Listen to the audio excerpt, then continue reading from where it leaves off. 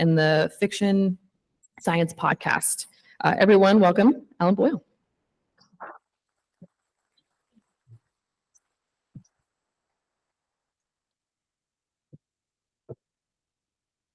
Okay, thanks so much, Ashley. If you include my time at MSNBC and NBCnews.com, I've been covering Mars exploration for more than 25 years, starting with the Mars Pathfinder mission back in 1997. And I have great memories of attending my first Mars Society conference back in 2003. And there was an interesting guy I met back then. I think his name was Elon Musk.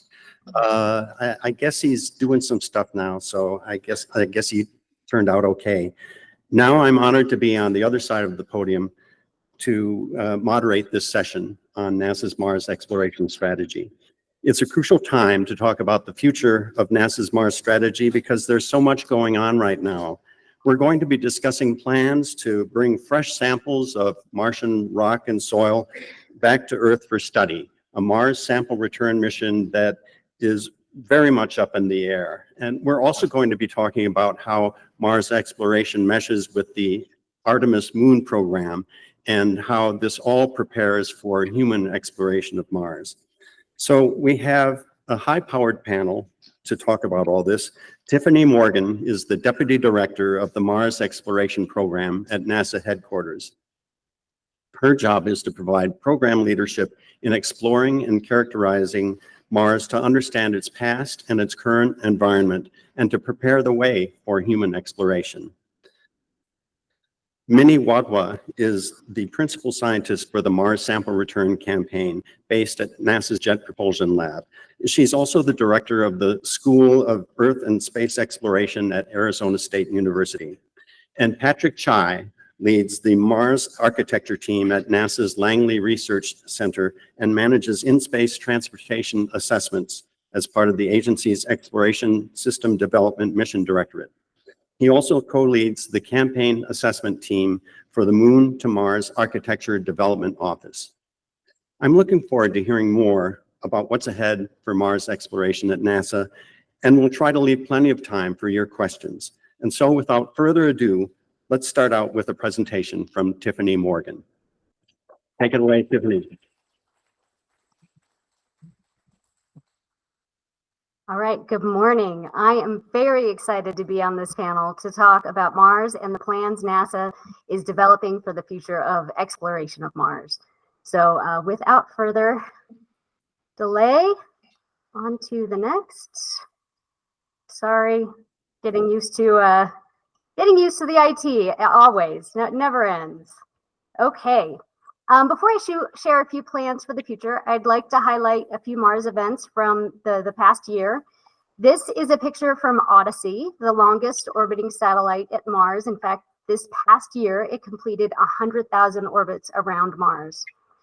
Our Odyssey captured this high altitude view of the planet's horizon and Olympus Mons. You can see it right there at the bottom of the image, the dark area, using thermal emission imaging system, also known as THEMIS. And then above Olympus Mons, you can see a mixture of dust and water ice clouds on the horizon.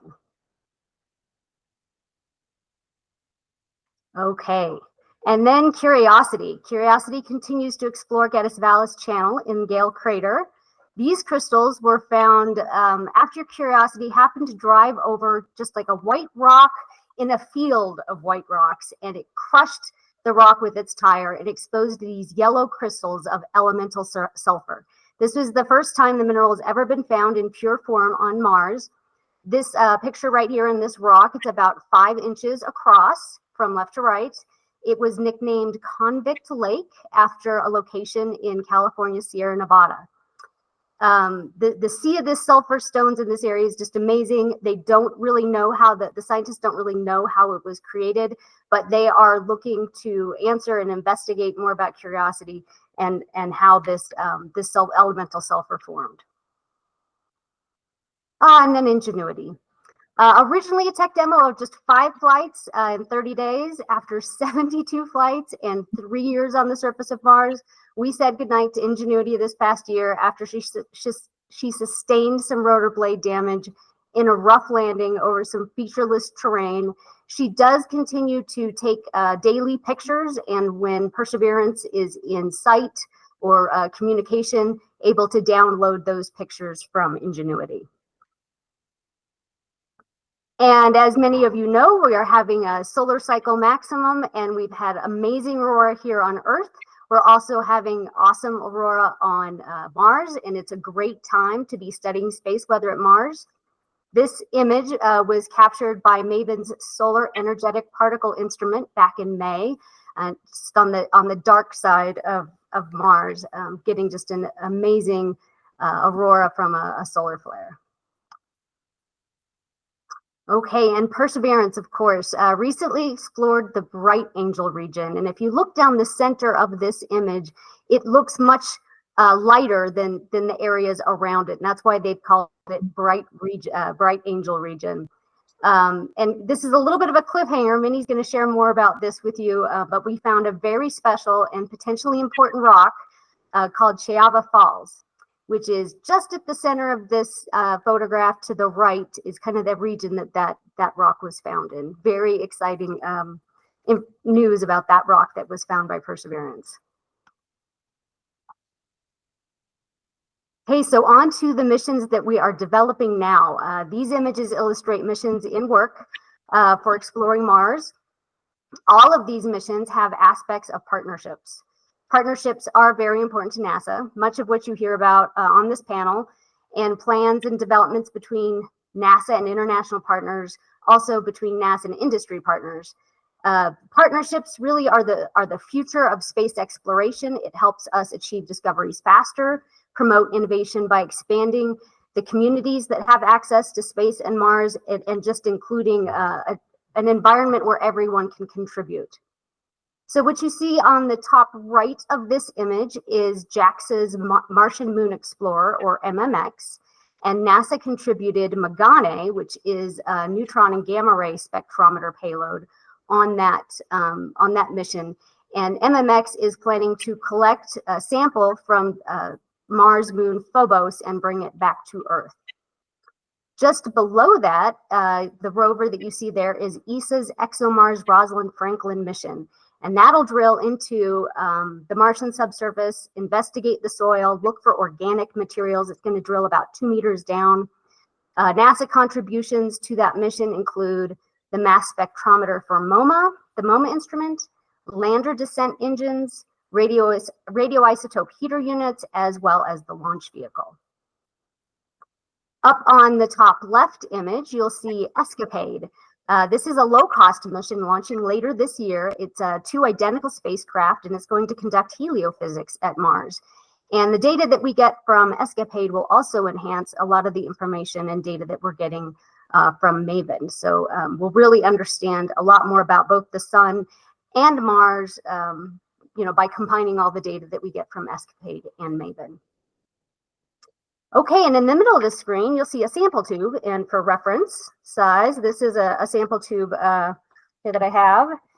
And this is to represent both the Mars Sample Return Program to return samples to Earth, as well as the Sample Receiving Project, which will recover and analyze the samples here on Earth in collaboration with scientists around the world. Both MSR and the Sample Receiving Project are collaborations with the European Space Agency, very important to us. And can't wait to hear more about that in a few minutes. And last, at the bottom of the slide, you'll see an illustration of astronauts, and this, of course, represents NASA's Moon to Mars initiative, which leverages partnerships with agencies and industry all over the world, and you'll hear a lot more about that from Patrick. All right, and this brings us to the future of Mars robotic exploration. Last year, I was at Arizona State University for the convention and introduced the Mars Exploration Program Future Plan, Exploring Mars Together. For a quick recap, the science priorities of that plan are to explore the potential for Martian life, discover dynamic Mars, and support human exploration of Mars. The plan initiatives include a range of mission types from payload hosting to low-cost missions to medium-class missions, maybe such as the Mars Life Explorer, to create a balanced portfolio that ideally capitalizes on launch windows roughly every 2 years. We do also need to replenish our infrastructure, our aging infrastructure that is at Mars now. The last time NASA launched an orbiter was MAVEN back in 2013. So we need to make sure that we have good comm as well as good imaging. Shout out to HiRise on MRO. We also may want to add some new capabilities to the infrastructure, maybe surface weather monitoring. And then, of course, the last initiative, I missed technology. We need technology to enable access to regions and surfaces we haven't explored before, and to enable low-cost missions so that those new missions don't have to take the burden of carrying infrastructure with them. And then the last initiative is togetherness. We need to be good stewards of Mars and explore as a community through partnerships. We've really, in the last year, made a significant amount of progress in work to define the implementation of this future plan. The first thing that happened earlier this year was commercial services studies were awarded to investigate how commercial services can be utilized for missions on Mars. So this is robotic missions. We did like 4 design reference missions in terms of payload hosting, payload delivery, communications, and imaging. So services that we could leverage with industry on Mars. We've also been planning for human science missions on the surface of Mars. NASA commissioned a National Academy study to identify high priority science objectives to be addressed by human explorers. Hope to have those findings in early 2026. Additionally, NASA's Planetary Protection Office, in conjunction with a whole bunch of other international and science communities, is working to establish policy for crewed missions to Mars. We've embarked on initiating a series of Mars surface science workshops. Those are similar to activities that we've done with the lunar community for lunar exploration. And these workshops will engage the community to understand what science we want to achieve in advance of humans arriving on Mars, as well as consideration for science humans will conduct once they are on the surface of Mars. And then lastly, this past March, the President's budget request included a generous bump to the Mars Exploration Program's technology development effort. If Congress agrees with this request and appropriates the increase, we'll have almost $40 million in 25 to spend on Mars technology development. This is pretty exciting for MEP and technology advancements. We've been preparing for the possibility by investigating directed projects at NASA centers and competing projects with industry and academia. So more to come once we receive an appropriation. Fingers crossed for everything there. Okay, and I guess before we move on to talk about the Mars sample return, I just want to leave you with this image of robots and humans exploring Mars together for all humanity. Thank you. Okay, great. Thank you so much, Tiffany. Nina, I guess it's your turn. Great, thank you. Tiffany, if you could please help me with my slide deck. There, great. All right. Hey. Make sure we're trying to catch your audio, so we want to make sure that we hear you really well. Okay, is this good? Yeah, that's better. Yeah, thank you. All right. Well, thanks very much, Alan, and I'm really, really thrilled to be here today to talk a little bit about Mars sample return.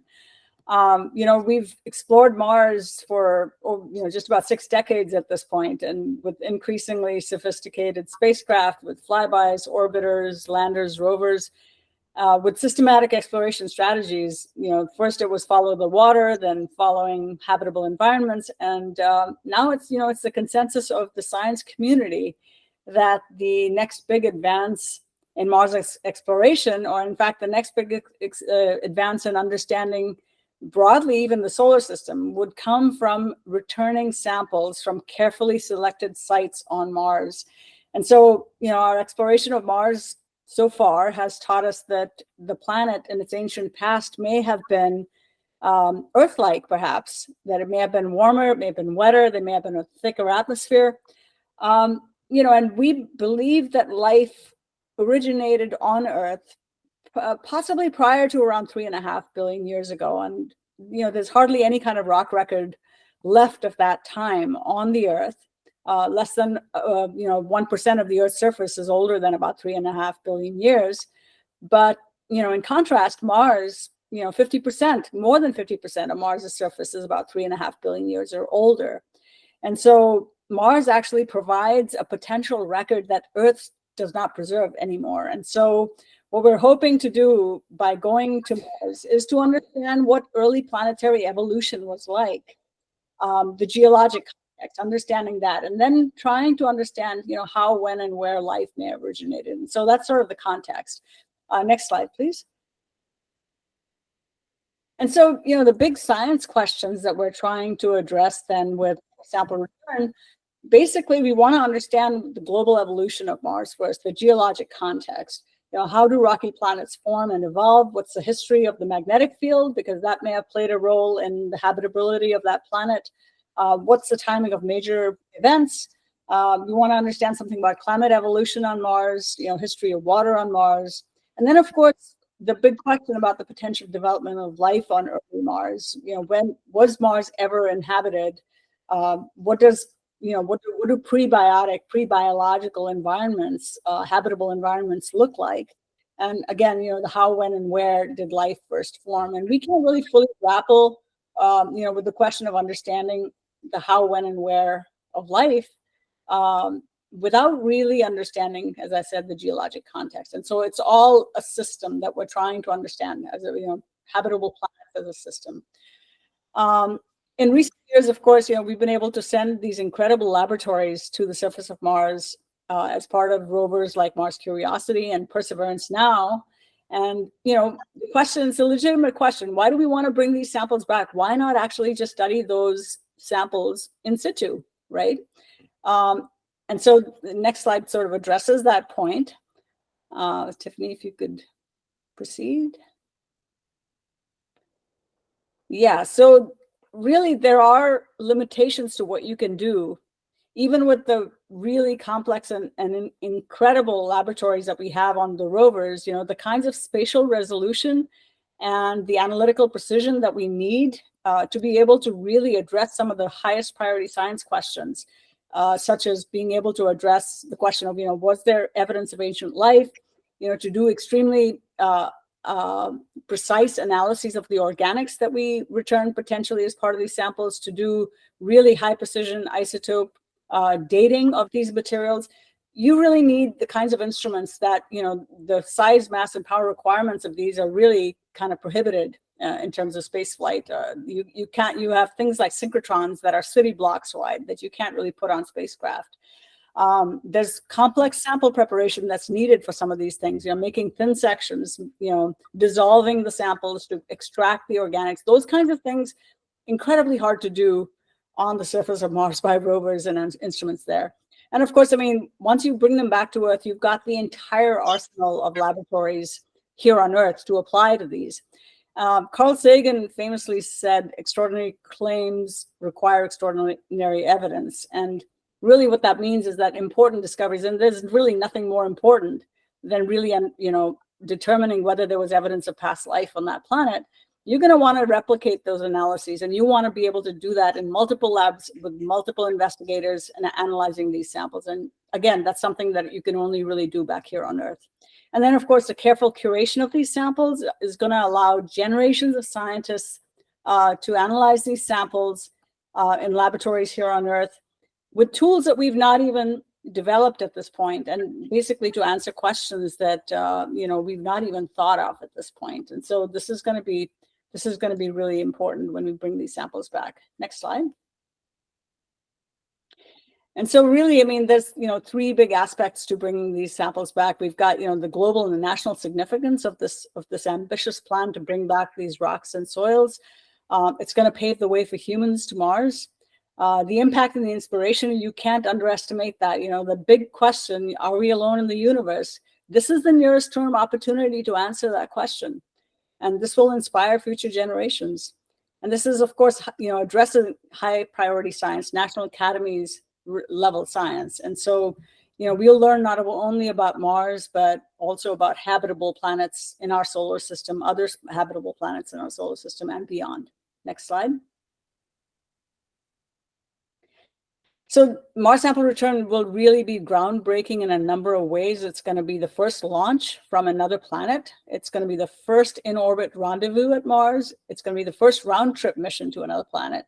It'll be the first return of samples from another planet. And many of these capabilities really are going to be key also for ensuring safe round-trip travel for humans to Mars as well. And so I think this is going to be a path breaker in a lot of ways. Next slide. And it's already underway. So, Tiffany mentioned the fact that, Perseverance is out there in Jezero Crater collecting these rocks and soils and atmosphere samples already. And so this is already happening. For the last 3 years, we've been collecting these samples. So I'll tell you a little bit about what we're doing with that. Next slide. Just a reference here to show you in that red ellipse, this is where Mars 2020 or the Perseverance rover is. And this is basically just a global topography map of Mars shown here for reference, showing some of the other places where we've landed assets. And the next one here shows more closer an image of Jezero Crater, and the black ellipse there shows the region that's been explored so far by Perseverance. Next slide.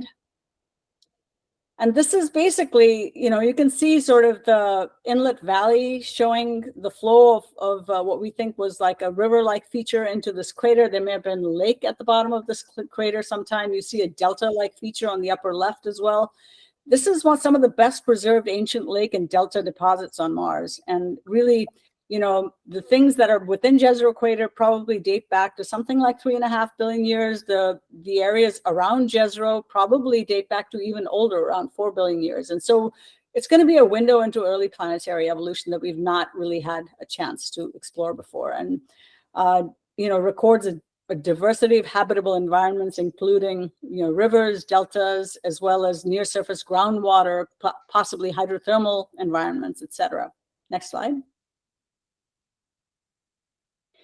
This is then just to show you kind of the white traverse here shows the path that Perseverance has taken so far. And in yellow are highlighted some of the science campaigns, the areas that have been explored by these science campaigns. The red crosses are places where we've already collected samples. And so we've got actually 28 sample tubes, and Tiffany showed that beautiful, sample tube there. So you can see it's about this, the rock core that's collected is about the size of a piece of chalk. And so we've collected 28 sample tubes so far. 10 of them have already been deposited on the crater floor as part of a depot, and that's a contingency sample.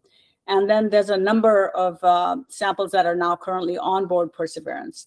Next slide.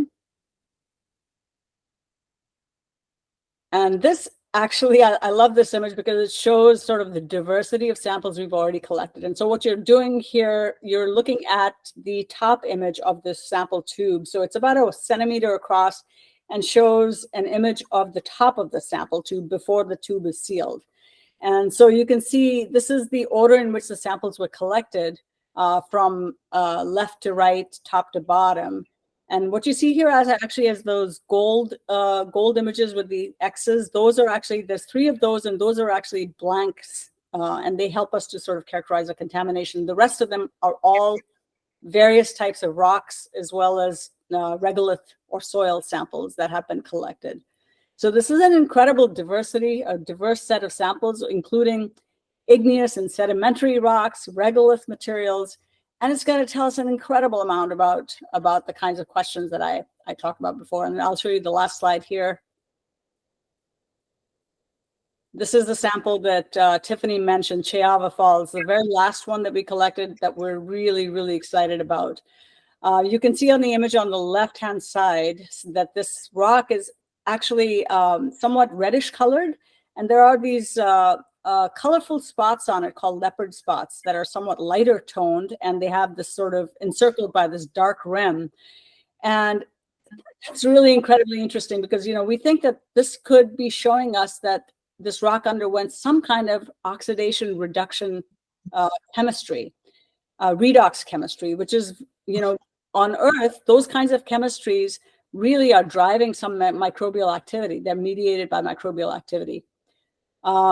This rock is also rich in organics, and this is, shown by the Sherlock instrument on the rover. There's a really, really strong signal of organics in this rock. And the white stuff that you see on the sides of this red rock, that's sulfate. This is mineral that's deposited by water. And so there was water flowing through this rock. So this is a really incredibly interesting rock. You've got these three things that are telling us something really, really interesting about the possible potential biosignatures that may be present in this rock. And the interesting thing, of course, is that we've studied this rock now on the surface of Mars with the instruments on the rover, but really to be able to definitively say whether we are seeing biosignatures, you need to bring this sample back. And so we're really super excited about the possibility of bringing something like this back soon. That's all I had. Okay, great. Thank you so much, Mimi. And now it's Patrick's turn to talk about how this all fits into kind of a wider spectrum of exploration. Go ahead. Great. Thank you very much. I'm going to bring my charts up. Hopefully you guys can hear me. The chart is starting to think about sharing. There it goes. Okay. Thanks for inviting me to come talk. And I guess I'll give a slightly different perspective, a little bit higher level. Of course, my focus and our office's focus is primarily on the human exploration side of things, but that's not to say that we don't coordinate quite directly with our partners here and within NASA across the site center. A lot of our inputs are provided by our science mission directorate, and really that comes from this the blueprint objective that the agency rolled out about 2 years ago now. The pillars of exploration is what we're calling them. The three reasons that the why we explore: science, inspiration, national posture. And science is a big chunk of why we explore.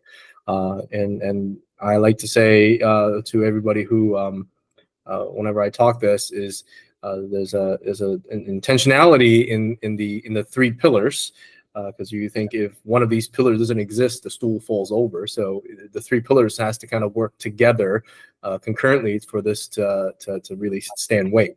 Right, and really the inspirations and the national posture and science objectives really comes decomposed into these different areas. And if you haven't got a chance to review these documents, I highly encourage you to look at both the Moon to Mars objective documents and also the developments of that Moon to Mars objective, which goes into a lot of detail about each of the objectives, especially the science objective and how they relate to the decadal survey that's currently out.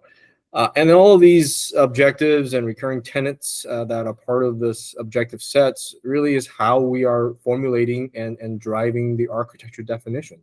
And we have our architecture definition document that we publish now twice.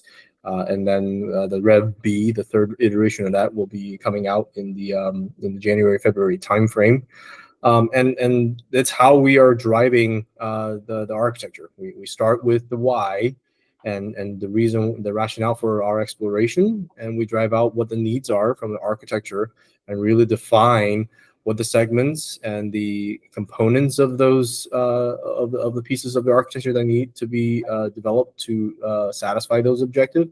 And that's how we engage both our internal workforce and our partners across the board, right? How we communicate very clearly our objective and how they can contribute. This is a key process in which the agency has developed to really drive out and ensure that not just internally within NASA, but with our partners, we are all coordinated with our effort. And as I mentioned a little bit, the architecture components, the objectives are very high level, and our job was as the strategy and architecture office is then decompose those objectives and determine how do we divvy them up into things that are digestible, essentially. So we have defined several segments of our exploration, starting with our human lunar return segments, which is already ongoing with Artemis 1 through the first few Artemis missions. Artemis 1 already flew, right? Artemis 2 is getting ready to fly here soon. And then, of course, we always have that forward-looking lens, right? What are the things that we are doing now that will help prepare us for the following segments? And one key area of discussion is that these segments are not sequential necessarily in nature. You know, we don't finish one segment and move on to the next. There's likely going to be a lot of overlap, right? Because some things we're doing in this current segment is helping us prepare for the next segment. So, and all that gets linked together with our sub-architectures, which are the different components, different area of expertise and research that we're pulling together from across the agencies to help us understand the challenges, understand potential solutions. And then the elements themselves, the Moon and Mars Program Office has prime purview of those.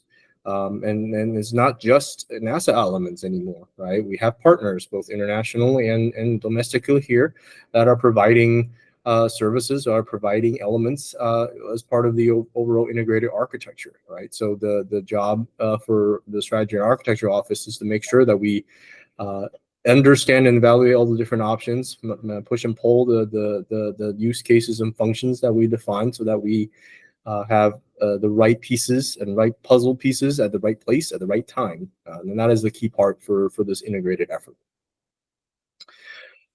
For Mars specifically, obviously, as you saw from the segments, the human to Mars segment is a few pieces away, right? The current focus is the lunar.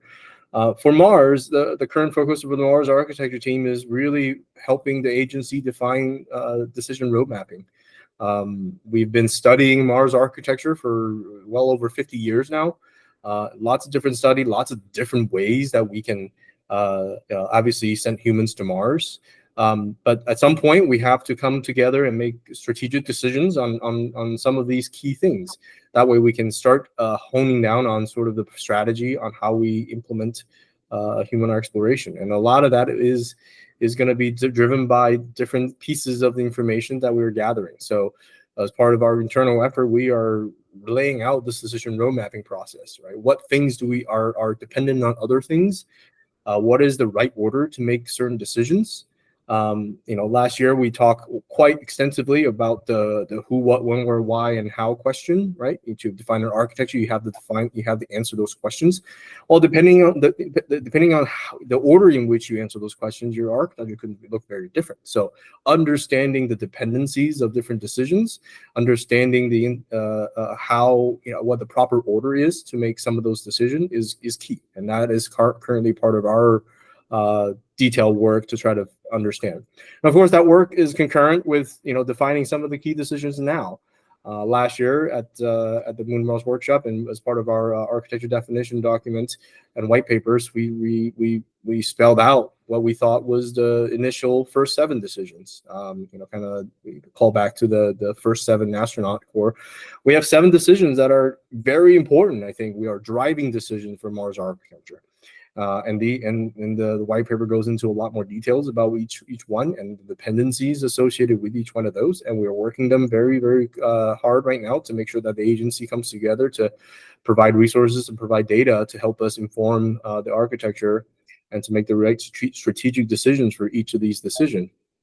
And of course, as both Tiffany and I said, that science really drives it, right? Why we go, one of the 3 pillars of exploration is science. So science is driving a lot of these decision making.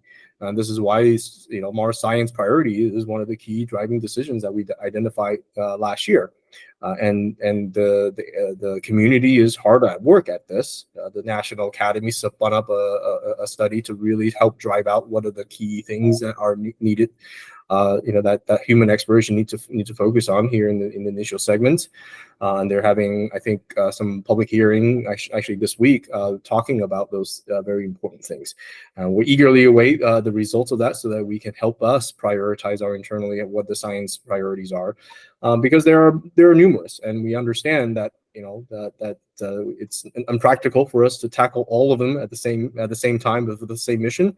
So there is a natural order to them. So that's one of the key things we have to drive out is what are the things that we want to understand. And there's so much we want to understand.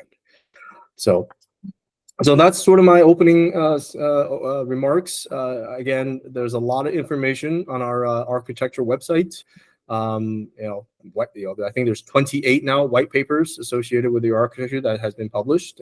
Again, the architecture definition document, Rev A, is out in public now. The Rev B version will likely come out in January timeframe. And we are always open for engagement. We do hold a public workshop both for our domestic partners and international partners in the February timeframe. And there's some more information in the architecture webpage that talks about that. We invite both industry and academia and researchers to come and give us feedback on the architecture. And that's a great way to stay engaged. And one last, parting thought, as I think Tiffany mentioned, partnership is everything. NASA values our partners across the board, and we understand that this is not something that NASA can really go at it alone. We need partners to help us solve the very, very challenging problems that is sending humans to Mars and back. And that's all I have. Thank you. Okay, great. Thank you so much, Patrick.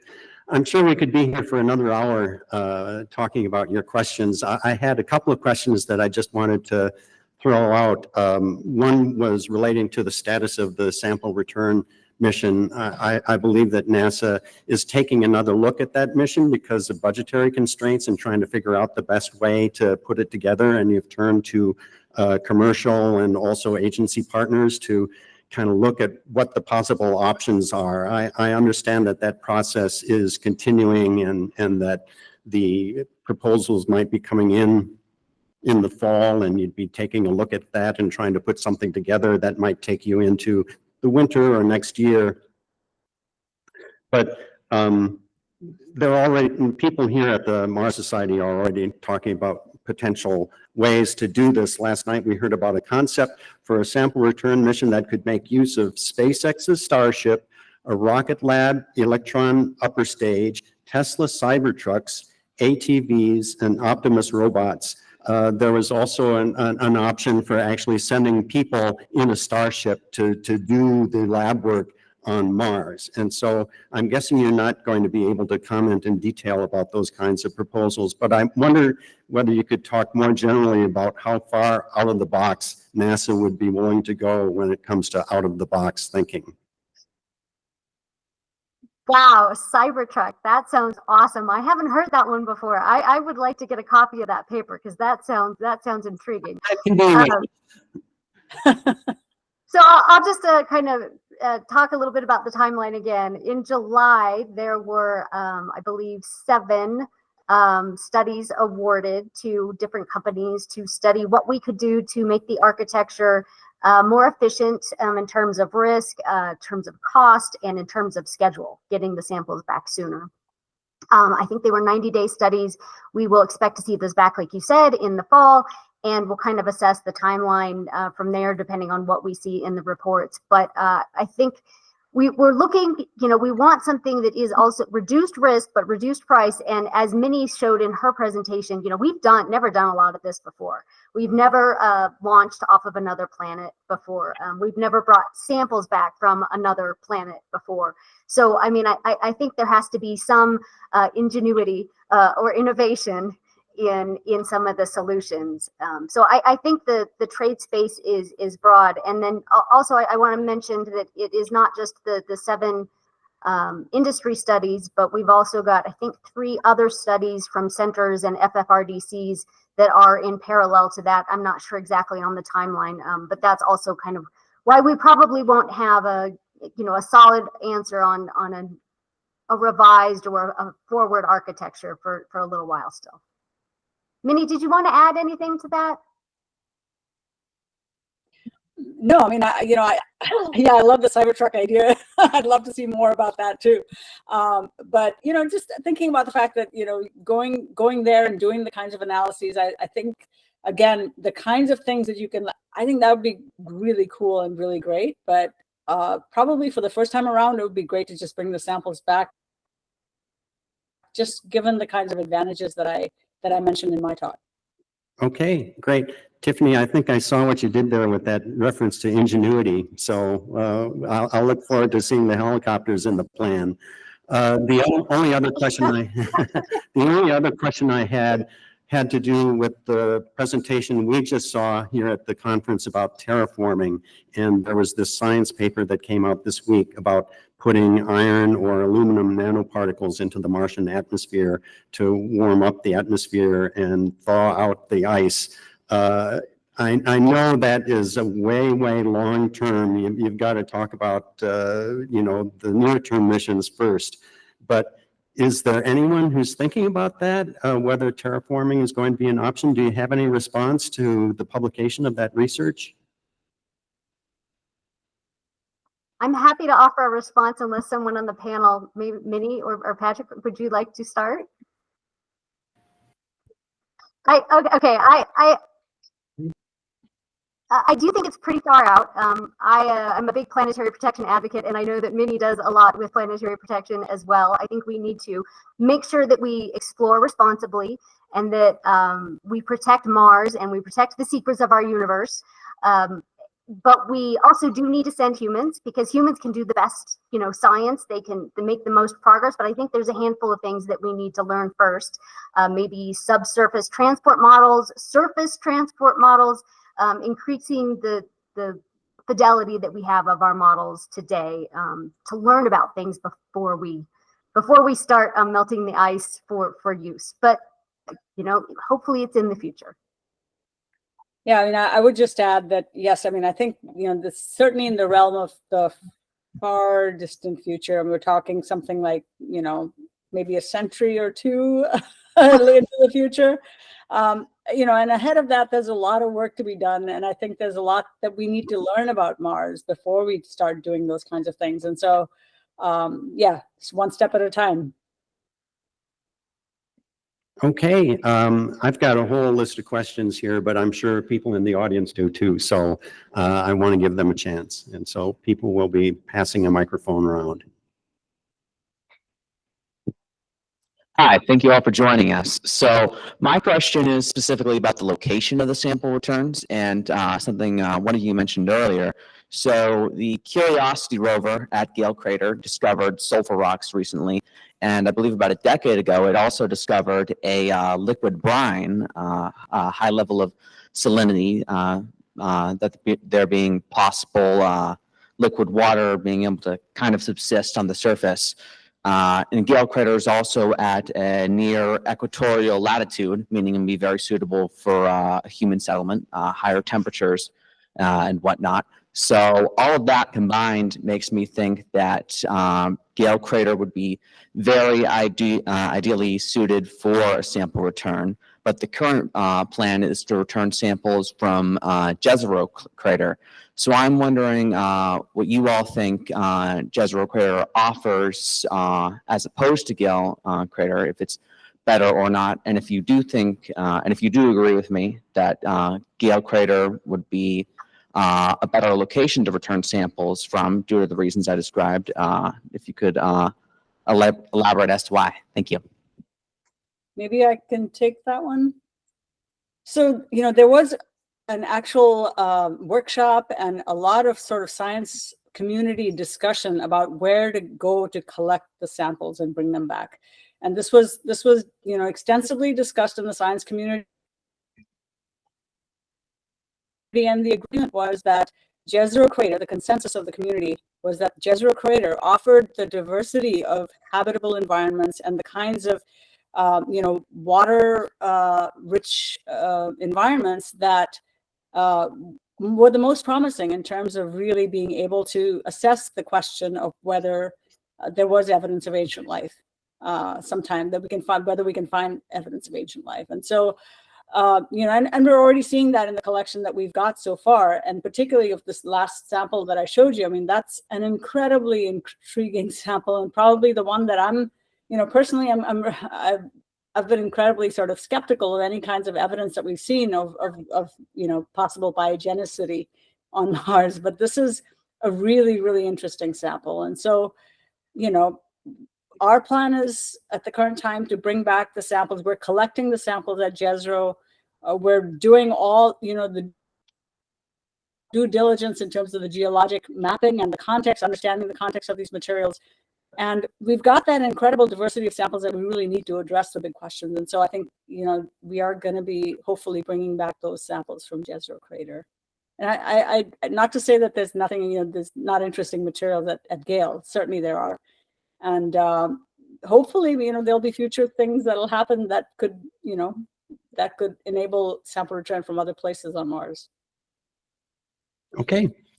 Usually share from all technology and ideas, but in this case, they've had successful regolith return missions from the moon and are planning one in 2030 from Mars.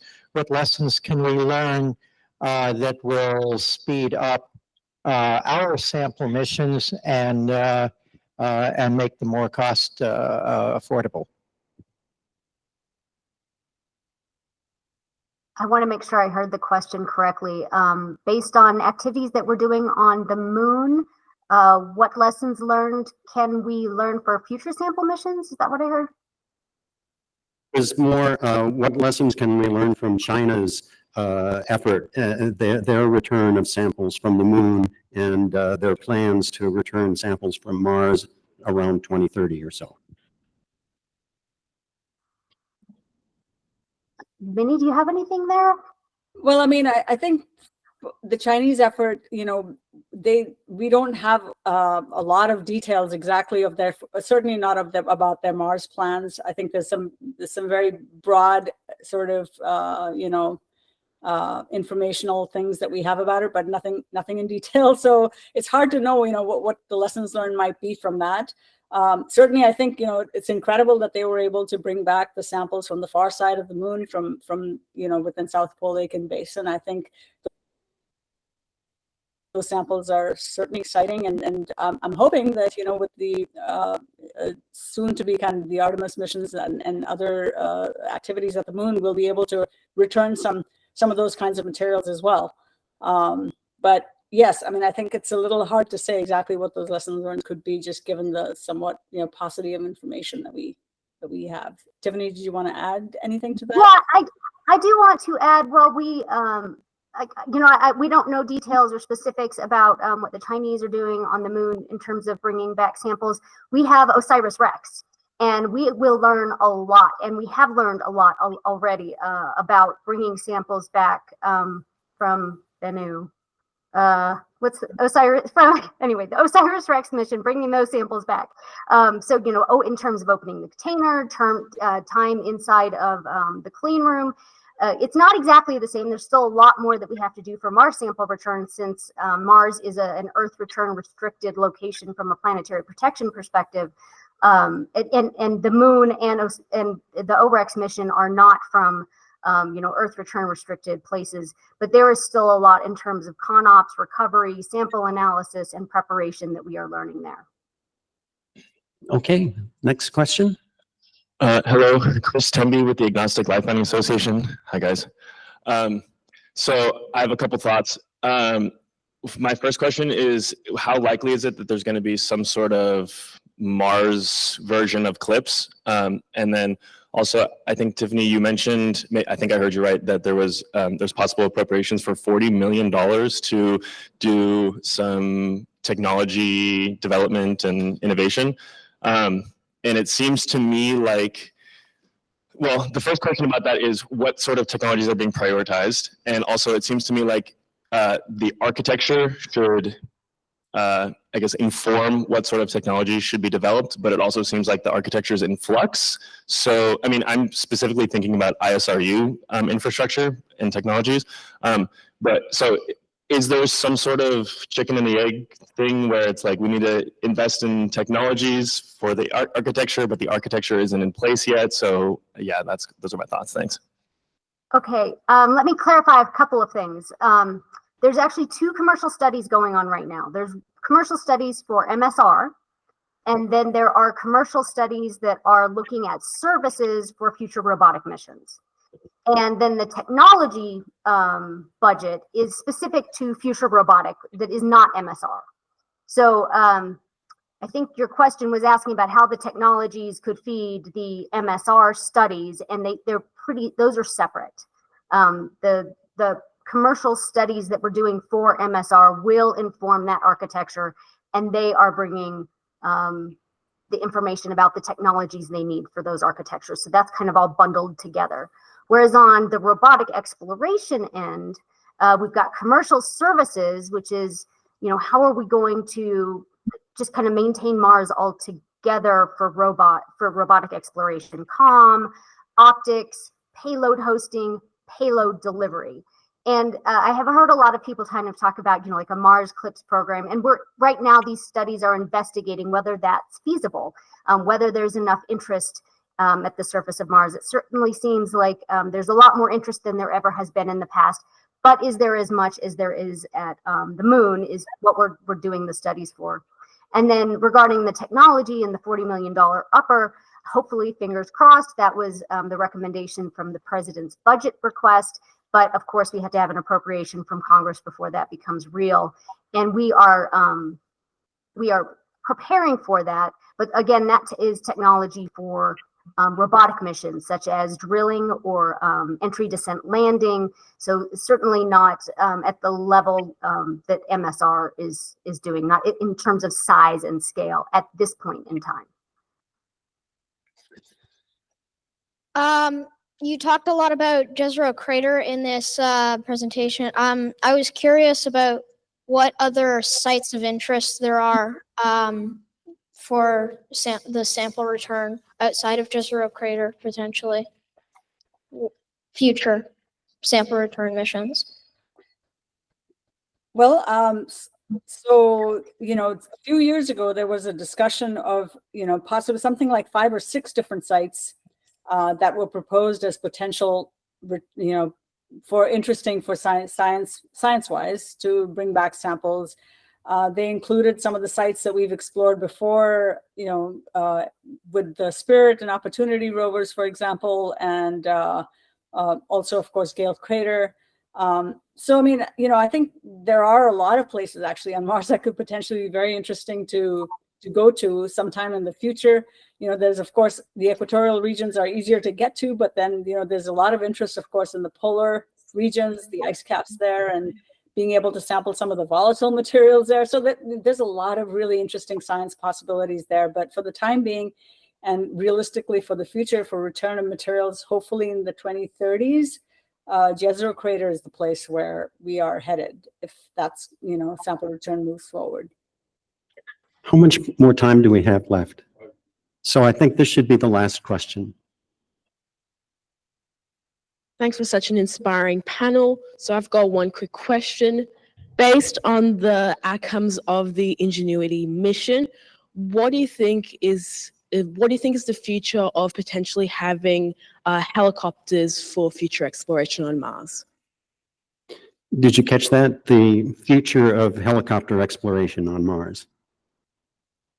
I think it's super exciting, actually. It opens up a whole new realm of, exploration possibilities, being able to access areas and topographies on Mars that we really couldn't even imagine before. So, I mean, I think it's super exciting, and it opens up lots of possibilities. I don't know, Tiffany and Patrick, if you wanted to add anything.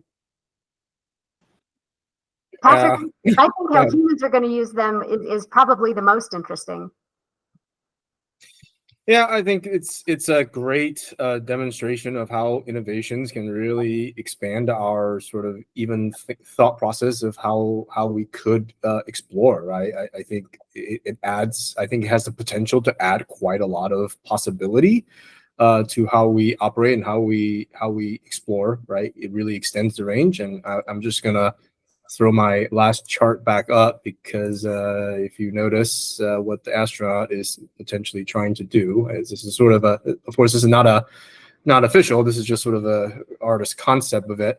But yeah, I think part of this and how the exploration program, the Mars exploration program is doing is really helping us define what is possible and what things we even think about, what things that we haven't dreamed of, right?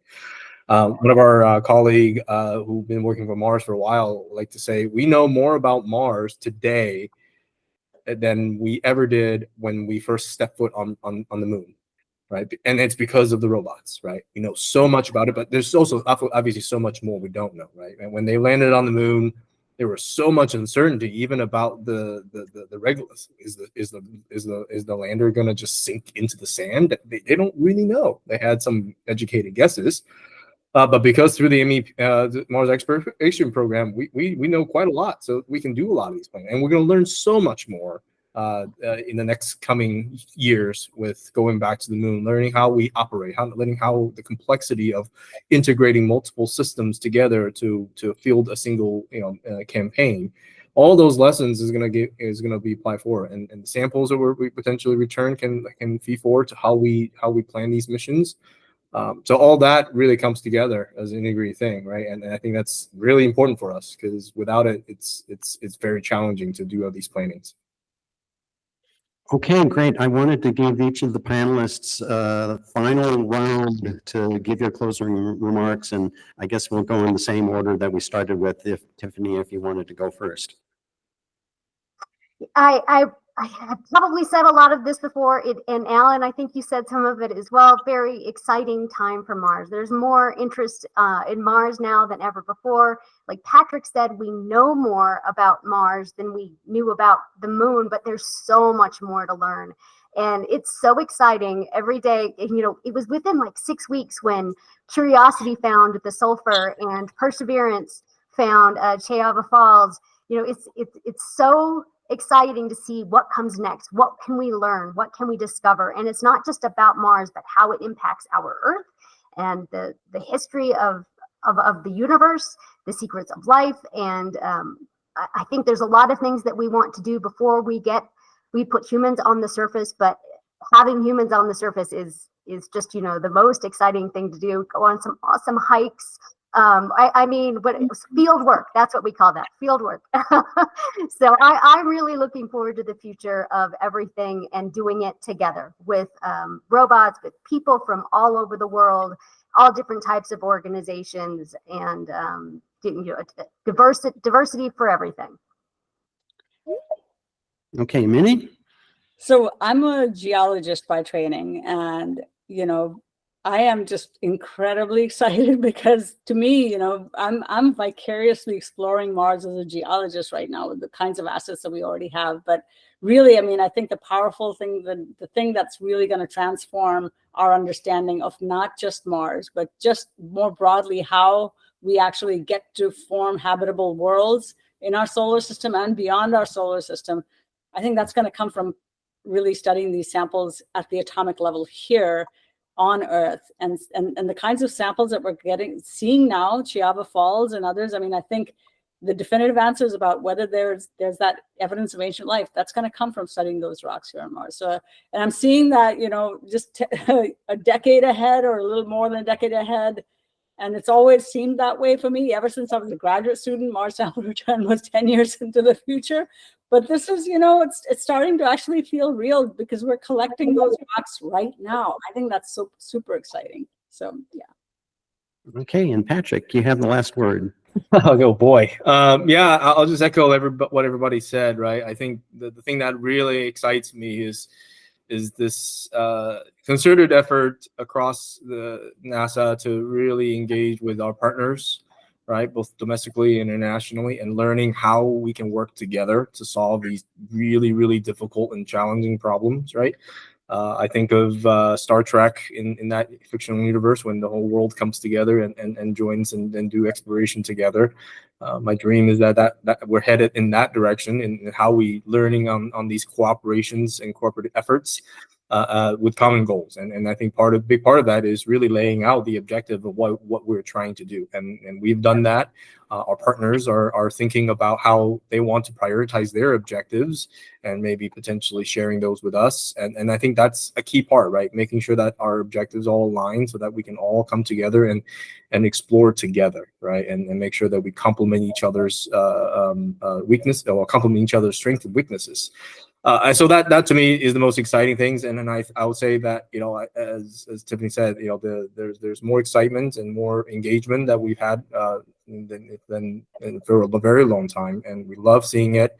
And this is how we can, the inspirational part of that 3 pillars, right? We have to be able to inspire the next generation so that they can come behind us and really, put us to shame in terms of their innovation and ingenuity. So. Okay, thank you so much to our panelists and to the audience. Let's give everybody a round of applause.